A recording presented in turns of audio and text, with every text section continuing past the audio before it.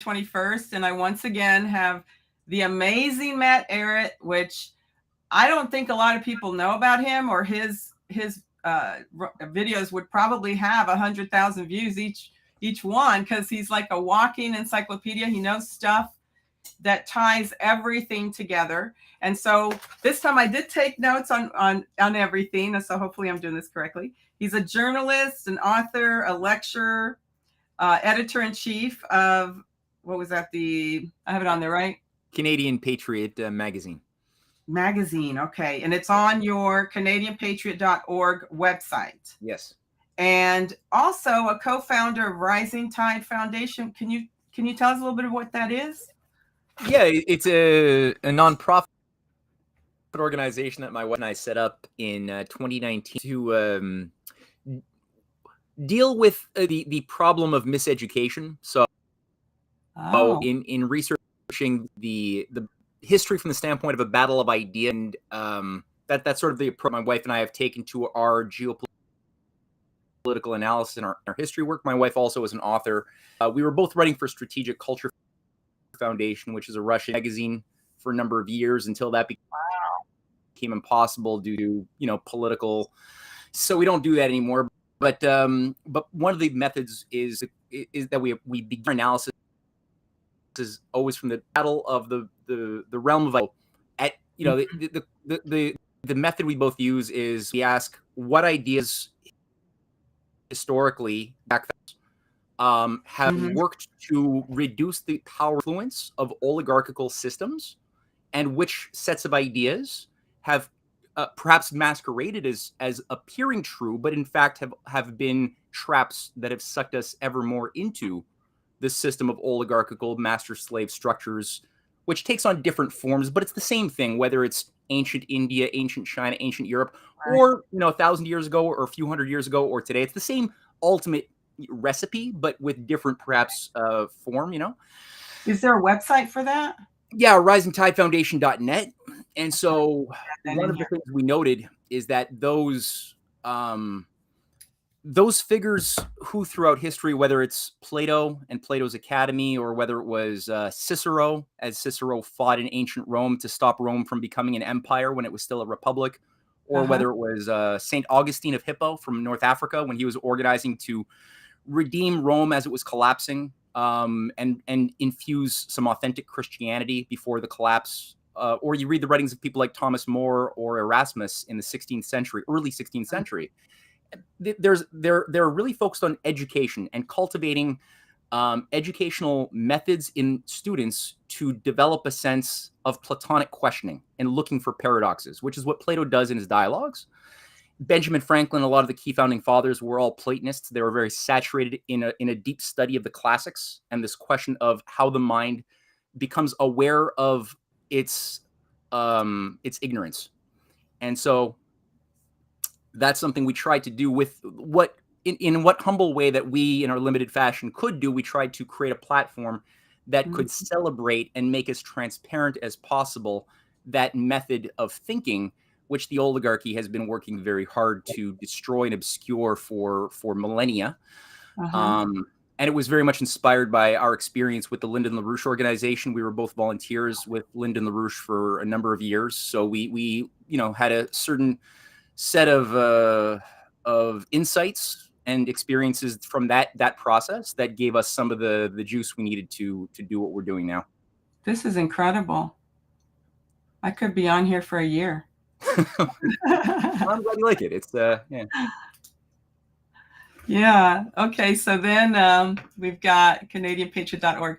So like I said before we went live, I watched a lot of I've been watching a lot of them all along, but a lot of your interviews on different people's platforms. And I think what I want you to start with is you talked about population control beginning in 1799. So what I would like to know is, so we supposedly got free in 1776. I'm really starting to wonder if we did or not. And that happened in 1799. 1871, they passed the Act of 1871 to basically bring us to our knees, I guess, or say screw you, which really I think that's what it was. So will you take us through, because when Jan Halper Hayes came out and confirmed that our Constitution was changed in 1871, a lot of people, like my husband that I've been saying this stuff to since 2020, who didn't believe a lot, he goes, okay, I need you to explain to me exactly what she means, because he didn't know any of that. So I would like for you to go from 1776 and explain what happened in 1871 that brought us to this point. Did you see that clip from Jan Halper Hayes? I thought, yeah. To what she was talking about for those people who really don't know. We have so many people who are beginning to learn and wake up. And like myself, I'd like to just say, okay, here, watch this, you know? Yeah. Well, here's the thing. There's sort of two questions that are connected in what you just framed. And my starting point that I encourage people to use as a method, and I've used this in my research that has generated my book series and I chose to call my book series The Clash of the Two Americas in order to make it more clear to people that if you hate America because of the evil that America has done over the past, especially the past 60 or 70 years, right? It's an easy mistake to make, right? To presume that the present or recent destruction caused by the United States, 9/11, bombing of countries, overthrowing governments, going back to the earliest days of the Cold War, that's all America was, and there was nothing good. Now that's wrong. Right. That's wrong. Right. And so we wanted to write this book to give people of that coming from that direction a sense that no, America was actually something really beautiful and inspiring that we could learn from, and that if we look at seriously provides the solutions by restoring that principle in the founding documents of America. Many of the problems facing our civilization can be remedied. At the same time, there are those people who are incapable of seeing any blemishes. So you got these two false extremes, right? Who think America's great. We can do no wrong. Go America. It gets kind of like brain dead hillbilly. And that's a bit annoying because at the same time, you should be proud of America. It's exceptional. Right. It's true. But you got to also acknowledge that something evil happened, especially through the murder of many good presidents. Right. So we tried to get across this theme that America is more than you thought it could be, but less than it was meant to be. That's sort of the ironical sort of theme that carries through all of the 4 volumes. And so from the standpoint of the original principles, Ben Franklin is an underappreciated figure who's not only sort of the organizing force behind the founding fathers. He was the sort of the organizing genius who sought the talent of those the younger generation of leaders like George Washington and so many others who became the vanguard of the revolutionary fight. And I'm going to get to your question on 1799 in Malthus as well. Actually, I wanted to go here. This is where your books are, right? Yep. Yeah. You can see buy the books over there in the top left. It's a, yeah. So that's one website. I think I'm on Hope, right? Huh? Canadian Patriot Videos. And that window that there it is by the books. That window is sort of changes every few seconds. So you'll see the okay. Book. Yeah. Know your past, control your future. Yeah. So Ben Franklin, he wrote a book, an essay. The same year he was discovering the nature of electricity in 1751, he wrote an essay called on the necessity for the increase of mankind. And in this treatise, which was very influential across Europe, across North America, he took on those who, even before Malthus, were of the view that human beings are animals who replicate, and just like animals, will become overpopulated unless a game warden can be brought in to restore order, to reduce the population of the eaters. So he basically blew that out of the water beautifully, and he demonstrated why no, actually, human beings are a blessing. The more of us there are, what a blessing that is to ourselves, because we are the resource that creates resources. The more humans, that's the more minds, more problem solvers, and there's so many problems that it's good to have more problem solvers. But if you treat them like slaves, guaranteed they won't be able to exercise those potentials of the mind, and Right. they will live like an animal, and you won't appreciate what makes us more divine. So it's that discovery, or that fight that he was waging there, his discoveries in electricity and his sharing of those discoveries in the form of new inventions that would allow human beings to gain mastery of the forces of nature in such a manner that the entire universe would resonate to our discovery. So if we discover electricity, now we can create lightning rods. We can reduce fires in towns. We can start using electricity to communicate information. So we are given a freedom by being obedient to the discovered laws of nature. And so that had deep philosophical implications, especially on the nature of politics and how you organize society. So what he began doing, especially, he was already doing that, as was his mentor, like Cotton Mather, in Massachusetts. There was already this rich intellectual fight against empire already there since 1648 in America, fighting against the sort of Hellfire Club evil that had been bubbling away in the ancient bowels of Europe, But it required somebody of a creative force like Ben Franklin, who could then say, okay, well, if this is true, and he wasn't from a noble family, he didn't have a special education, he had like a grade 2 education, he knew that there was nothing all that special about him, but that he could make this discovery where every other great noble and university genius of Europe failed. But he could do it. He then had this idea that, well, we're all capable of genius if we're given the opportunity.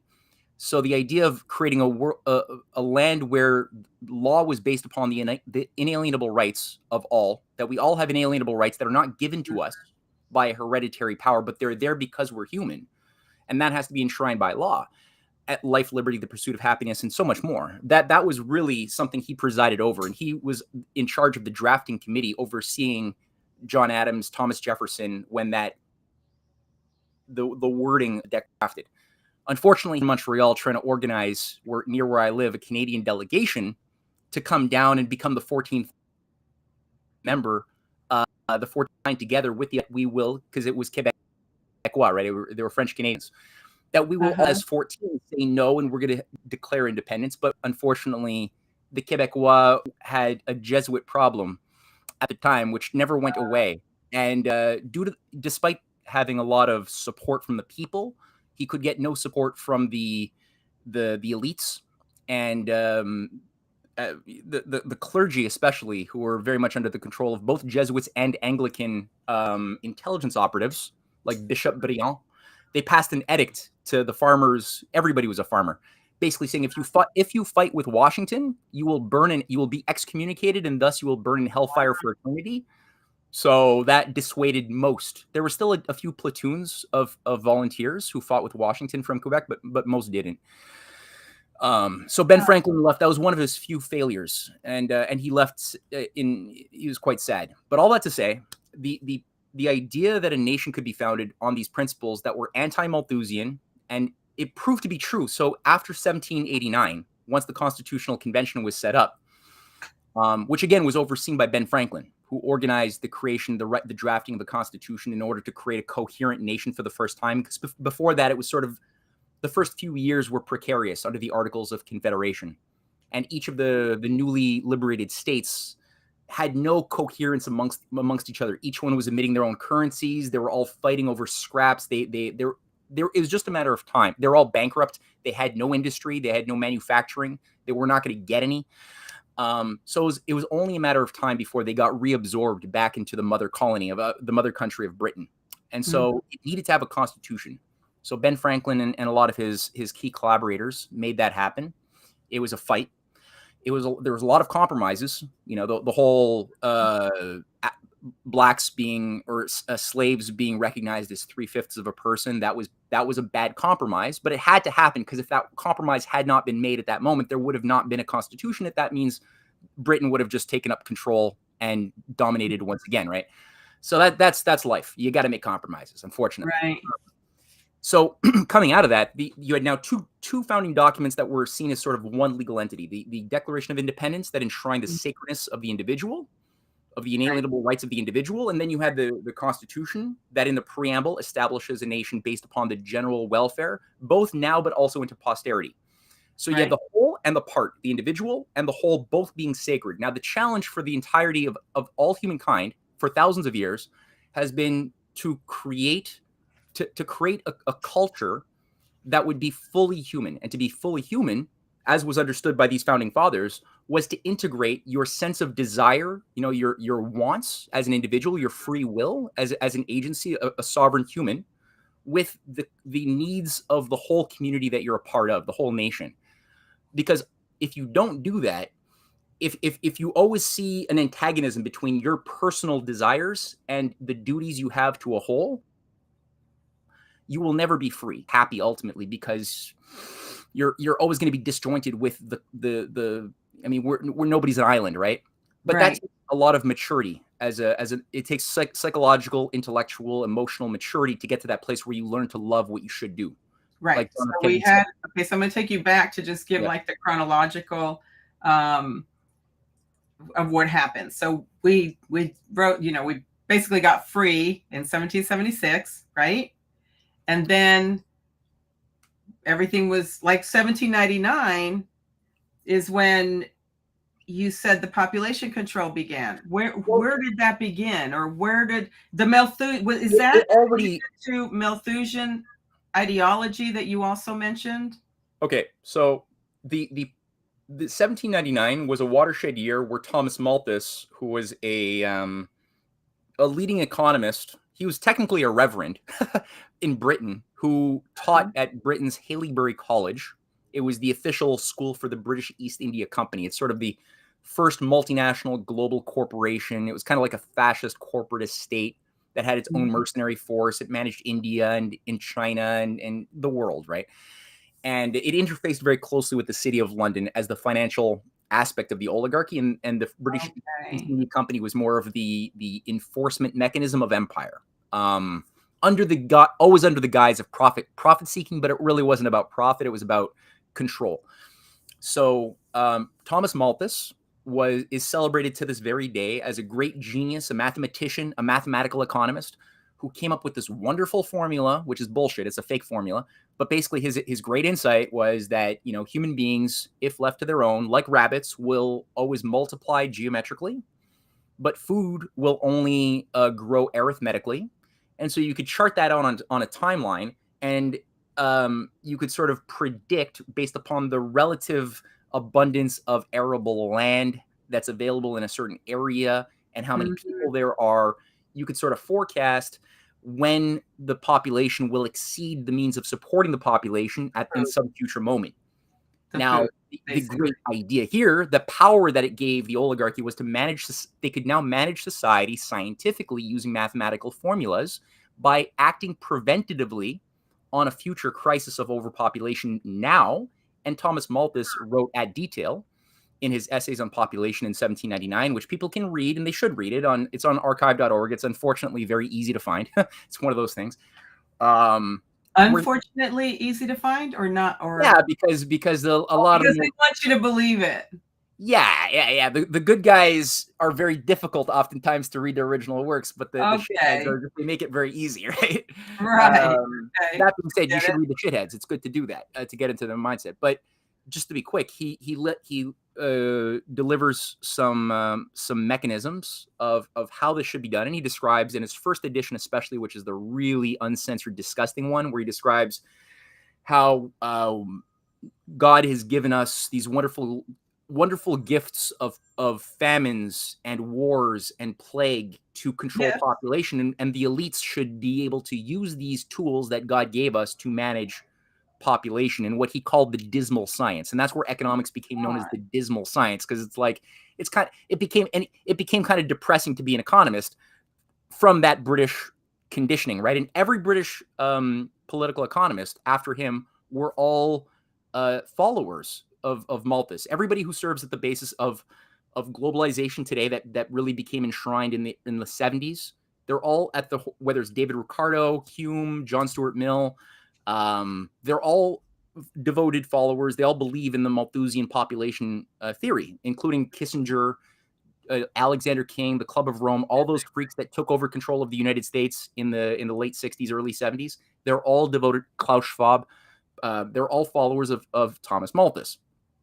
Now, that being said, Thomas Malthus's what he expressed already existed before there was Malthus. Before he was born, that was already a thing. A very important priority for all empire was to manage population. He just made it a little bit more refined, right? But it goes back to ancient Egypt and ancient Babylon. There's still traces and examples that we could find of the emperor of Rome, even, that would manage, like the Diocletian reforms. The Diocletian reforms of Rome is one good example of these population control measures that were done nearly 2 centuries ago, which forced everybody to be in the job that their fathers and grandfathers and great grandfathers were all in. And there was a tight population control. There was a contraction of food supplies in order to make sure that people didn't over reproduce, an encouragement of euthanizing babies if you couldn't support them. So there was this sort of thing that we find all over the place in history.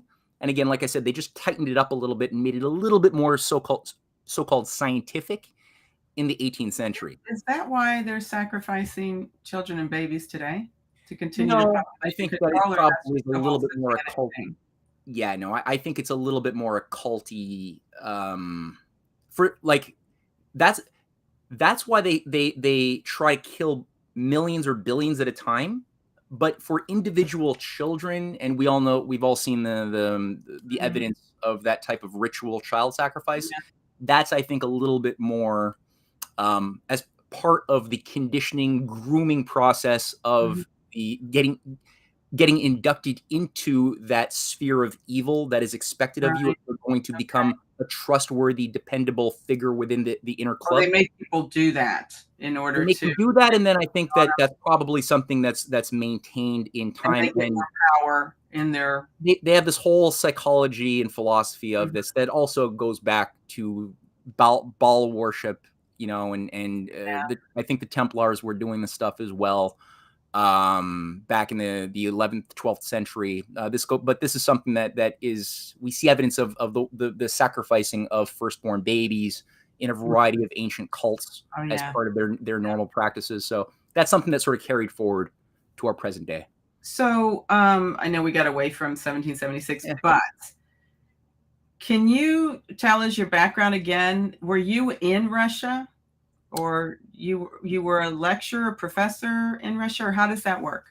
No, I'm a friend with Dr. Edward Lazansky, who's a Russian scientist, a nuclear fusion scientist, who was in the 70s, 80s, 90s, and he was a defector from the Soviet Russia back in the 80s with his wife, and he created a nonprofit organization in the 90s, which was supposed to become a university originally in the early 90s when the Soviet Union disintegrated.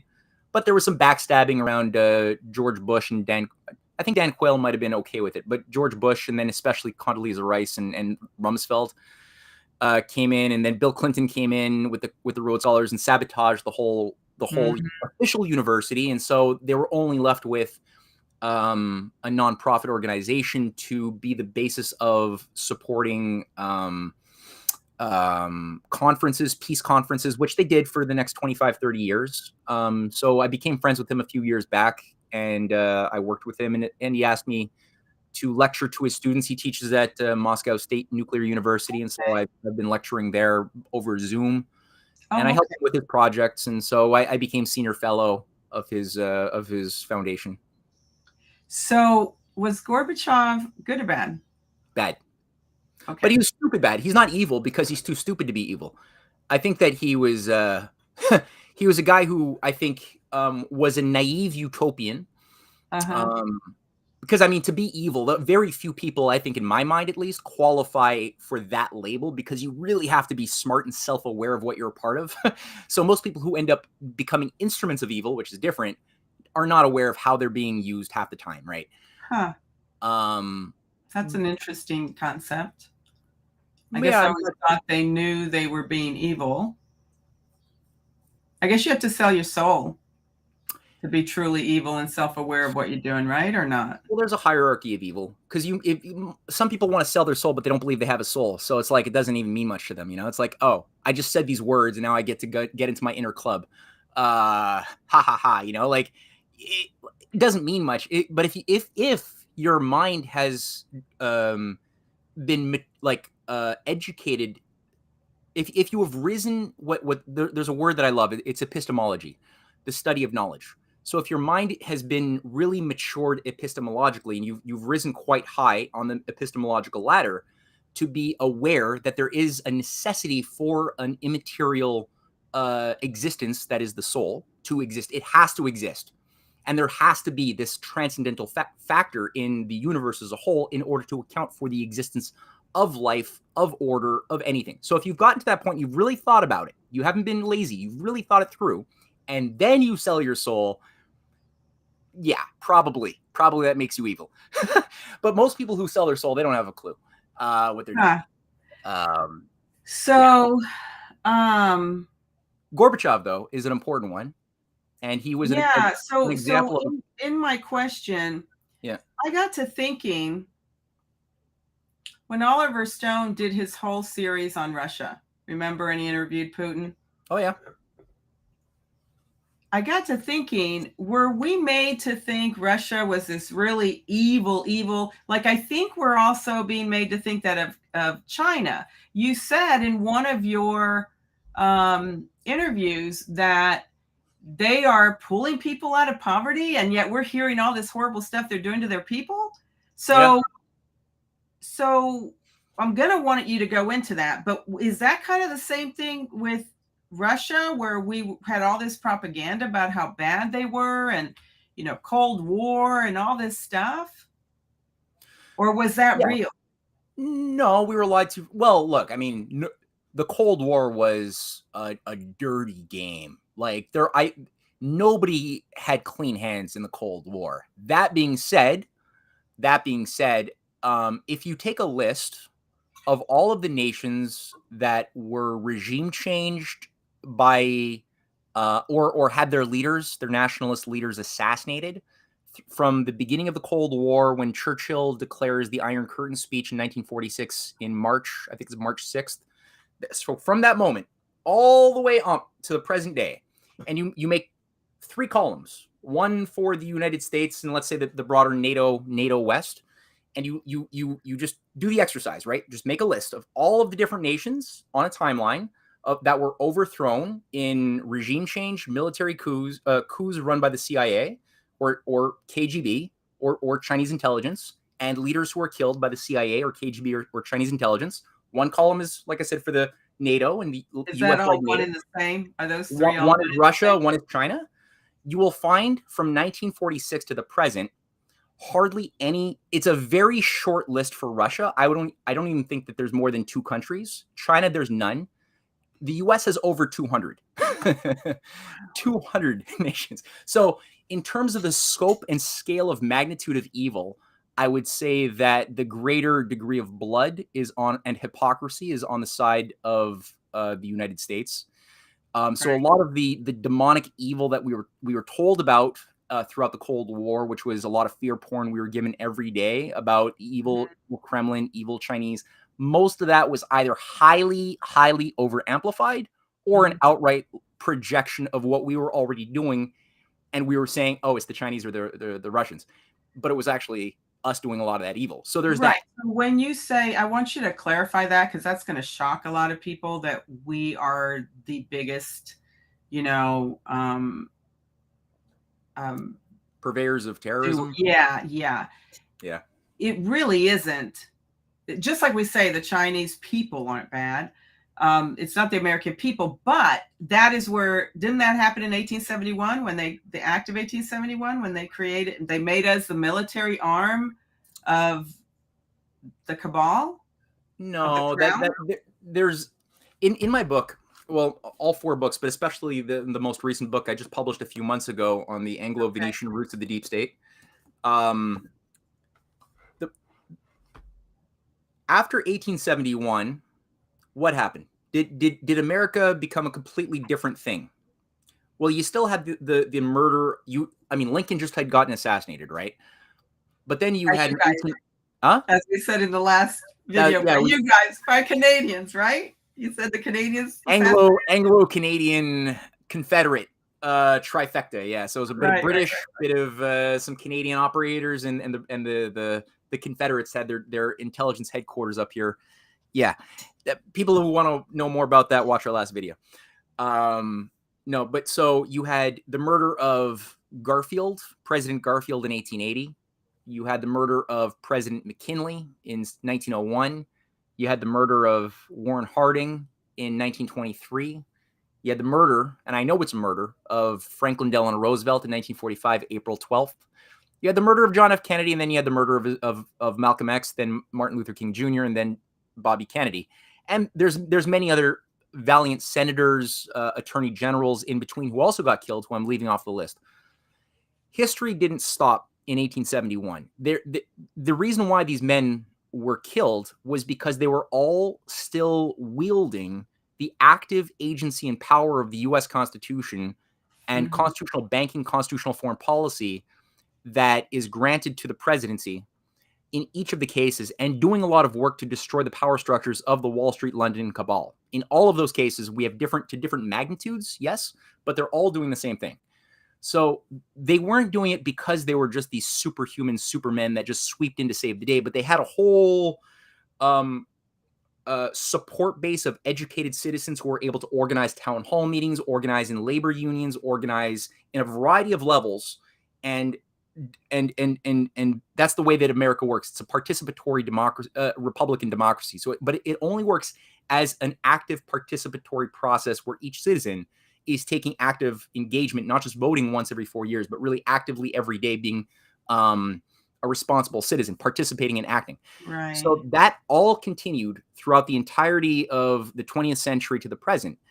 And I would say that what I've noticed in the popular narrative of 1871 is sort of like it was a fait accompli and the game was over. We lost, and then we became this foreign controlled cabal, like fake thing. And I don't agree with that. I think that there was still an active power that was wielded decades and generations after 1871, despite certain legal. Huh? That was good. Very good, super good. Well, that's I don't know. I don't know if 1871 was good, but despite what of the legal mechanical changes on the issue of corporations and the nature of America as a corporation, despite the mechanistic changes, the active power of the Constitution was not undone. It continued to be used in courts, in government, in law, in economics, in military, and everything else for many generations afterwards. But that would also be because we didn't know anything about it, so people continued to act as if it was the same without realizing it had been changed. No, I mean, there is a little bit of the Pygmalion effect is important. You know, like if you think something, you end up acting into it, right? You you manifest that which you believe. Yeah. For good or for bad. Like, but but the fact that the United States, people were not discouraged by cynical interpretations of their past the way they are today. Today, people are much more beaten down. They haven't experienced. Most people alive watching this didn't even live through John F. Kennedy. They don't know what a U.S. government even is supposed to look like. So it's made us more, again, pessimistic and cynical. But JFK was wielding serious power, and he was doing that in an effective way, both against the oligarchy, but to a defensive level in defense of the rights of the people. And that's something we could do again today. To a certain degree, Trump was actualizing or reactivating that principle in political power, though he was very much shackled by a variety of forces that were very powerful and evil that prevented him from going the full distance while he was still sitting in the White House. But despite that, it shows that it's still something that pisses the oligarchy off even now. There's still something in America that they despise, and the oligarchy is afraid of the United States. That's why they want to destroy it so badly, because it is, despite 1871, despite that, it still represents such a force that they know can be activated. We didn't know. Yeah. We didn't know. I mean, so everybody's acting still as if, or at least the older generations, right? The younger, I think, have been successfully dumbed down. But the baby boomer is still aware of or remembers, feeling like we fight for justice and for good. And so that's why it's a big shock to learn everything we've done. You know, my brother said, as I mentioned to you, we grew up in South America our entire life.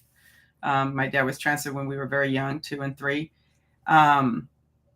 But he had told me, yeah, he would hear from different friends, America was horrible and doing all these bad things. And so he was already hearing that, you know, in other countries, basically, that we were responsible for these terrorist acts and taking over and, you know, doing like Africa and all these. But when we talk about that, doesn't that go back to the fact that these, okay, so here's the other one. Aleister Crowley. Was he American? I thought he was in England. He's an Irish. Well, here's the weird thing. So his parents were from a sect, a pseudo. It was a satanic sect that masquerading as a Christian cult called the Plymouth Pilgrims. Both of his parents were from the Plymouth Pilgrims. And his mother dubbed him the Beast. She was convinced that she gave birth to the Antichrist. And that's where he talks about how he got the idea that he was the beast. It was from his mother. Now, that when you're dealing with Satanists, who often are groomed in transgenerational cults, right, it's like everybody wants to be the parent of the Antichrist. It's like you'll be the coolest person in your satanic town if you can like father and mother the Antichrist. So everybody's like, see that, yeah. So he was given he was given quite the grooming as a kid. God knows what type of experiences he ritualistically went through. But yeah, he took on a lot of the worst elements of that. Now, he was known as an Irish.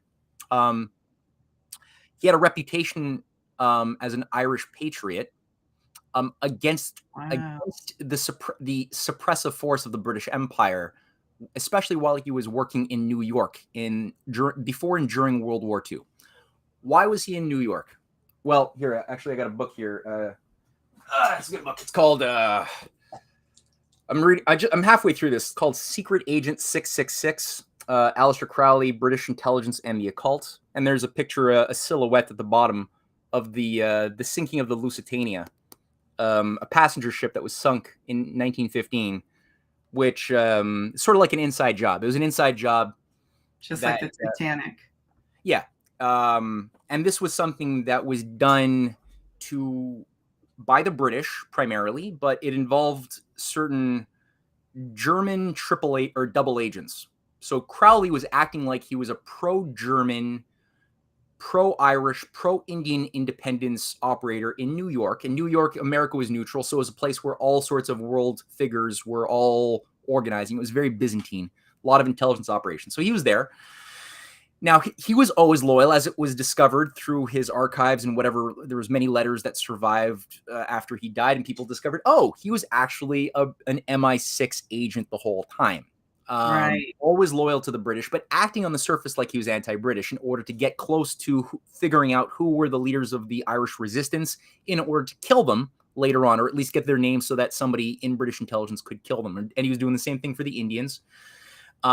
He's the one who got the information organized because he was also very high level in the occult in the Ordo Templi Orientis. It was a high level offshoot of a Freemasonic lodge run by this guy Theodore Royce. And it's occult sex magic. It's pretty bad, and he became a leader of that. But it's highly based upon Hindu mysticism, and so he could speak fluent Hindi. And he thus had the confidants of many Indian resistance fighters as well, who entrusted him, and that was a mistake because he was able to then undo and get them assassinated too. And also what he was doing with the Lusitania is he got the information through his German contacts, to go to the German high command that indeed there will be weapons on this passenger ship coming out of New York that you should then destroy with a U-boat. And sure enough, there were weapons placed on that ship. Who were those weapons meant for?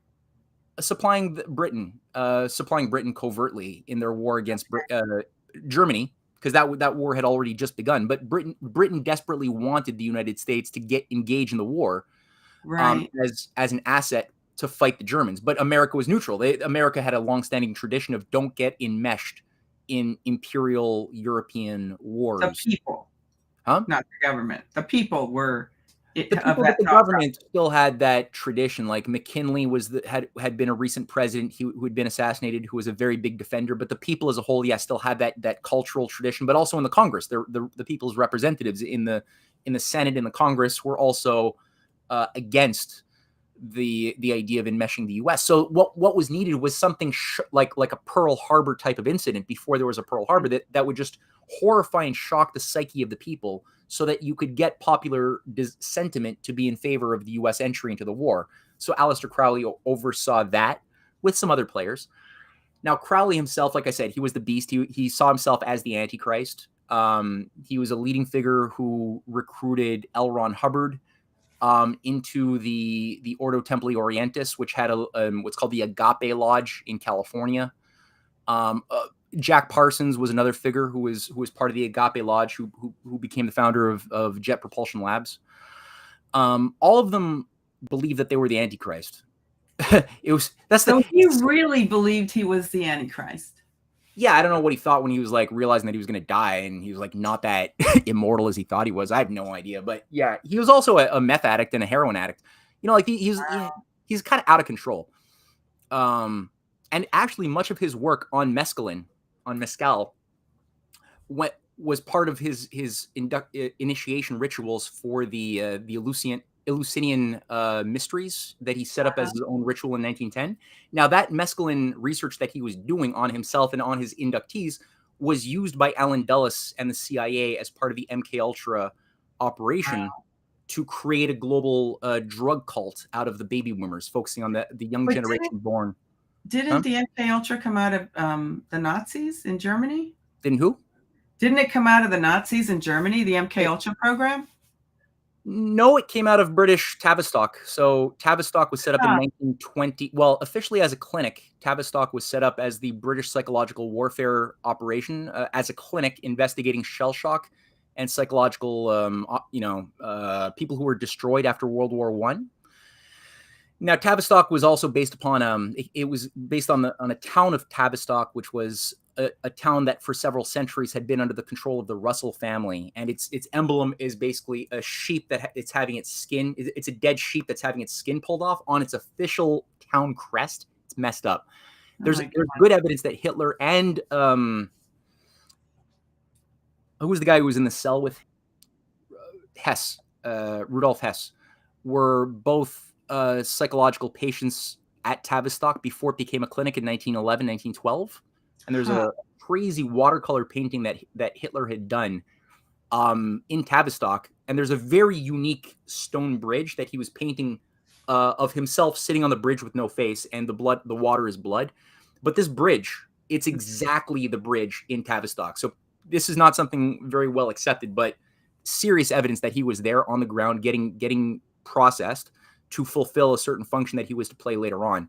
Right. But Tavistock was sort of the organizing entity that gave birth to and then controlled MK Ultra, and everything the CIA was doing with MK Ultra starting in 1950 was all managed by British intelligence. And of course, they were also controlling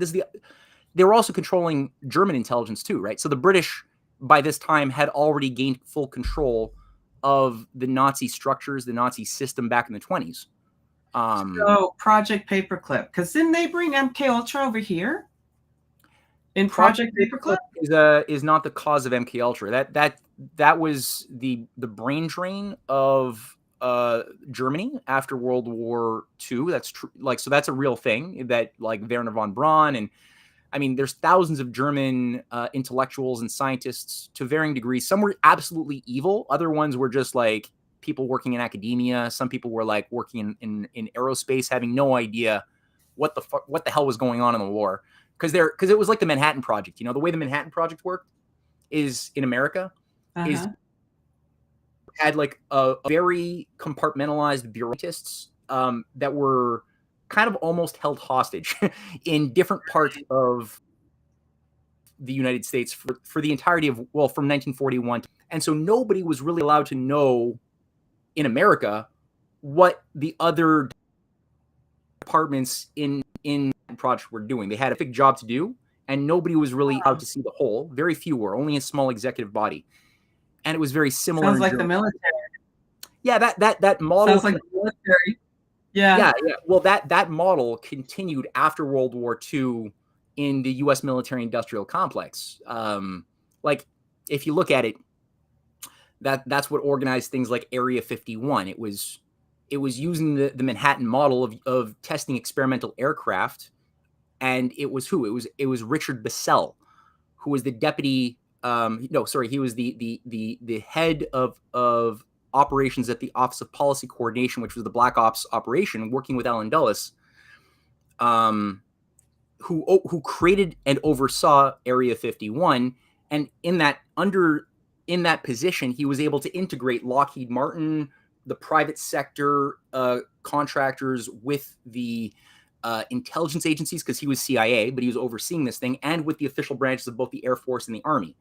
So you were able to create this intersectional system that was highly bureaucratized, and only a few people in a cybernetics position of a nerve center would see the whole system. Very few, otherwise, like you said, very few people who are in the system understand what the system is that they're a part of. They just know that they have a specific tiny little task. So it's kind of like that with paperclip, going back to Germany. That was the way the German scientific systems were also operating. So many of the scientists coming in, I would say a lot of them were very good people. Some of them were evil, like especially the ones doing work on biological warfare, the Mengele types, who actually were working in the camps. Yeah. But a lot of them didn't really. But all that to say, MK Ultra involved using some of the drug material that the Nazis were doing, because the Nazis were on methamphetamines, and so was Hitler. And so it's kind of like the killer machines in Ukraine today. Like, if you look at the Nazi killers of the Azov battalion doing the most like hardcore killing on the ground in modern times in Ukraine, they're all drugged up on methamphetamines, because it keeps you awake for 3-4 days. You can you lose fear. It's a great tool for a fascist war machine. But you destroy your soldiers in the long term. They get heart attacks, they keel over dying. So it's ultimately not that smart. But yes, we took some of that and incorporated that into their MK Ultra operation. But it wasn't just that. It was Tavistock the whole time overseeing that entire Nazi operation. And that was British intelligence. Matt, can you go into Aleister Crowley and the music industry? Because we've seen pictures of different big bands being influenced by Aleister Crowley, and that Beatles cover that's got the disembodied babies. You know which one I'm talking about? Can you go into that? Because there's people that just love these bands, and of course we're seeing, now that we know more, we're seeing different things in those album covers. And I think a lot of people are going to be shocked, but with all the research you've done, can you go into his role and these bands, and are they truly satanic and part of it? Because we know they take musicians and they prop them up and use them and make them huge, right? Yep. Okay. Yep. Well, it's a long answer that I'm not. I'll try to give a redacted answer, I guess. But well, I think that's an answer that I think a lot of people would like to know. Music is very close to people. It's influenced a lot of us. I think so. Yes, I mean, and if you look at like the Sgt. Pepper's Lonely Hearts Club Band album featuring Aleister Crowley amongst the array of pop culture icons, the first track on that is 20 years ago today, and it's a celebration of the anniversary of the 20-year death of Aleister Crowley. Paul McCartney seems to have been the worst of the Beatles, I would say, but the Beatles themselves, like I like as a personality, I like Harrison. I think he was an okay guy as a person. Lennon, you think he really died in that? Harrison? No, not that. Do you think they tried? No. Do you think they tried to kill him when they broke in? Remember, they broke into his. Harrison got stabbed to death. Well, okay, that's what I thought. Yeah, and I think Lennon got killed when he was running for mayor in 1980, 81 or 80. Because I find that there's endearing qualities about Lennon, in his later years, especially. Ringo seems to be pretty simple, as a simple person. McCartney seems to have something more devious about him. But the thing about these guys, just like many of the popular bands, is that they were completely manufactured and marketed. If it wasn't them, it would have been something. It would have been another random grouping of four dudes who were selected by EMI Records, which was the British the British electronics firm that was in charge of supplying the British military was the firm that then found and manufactured the Beatles in Britain, in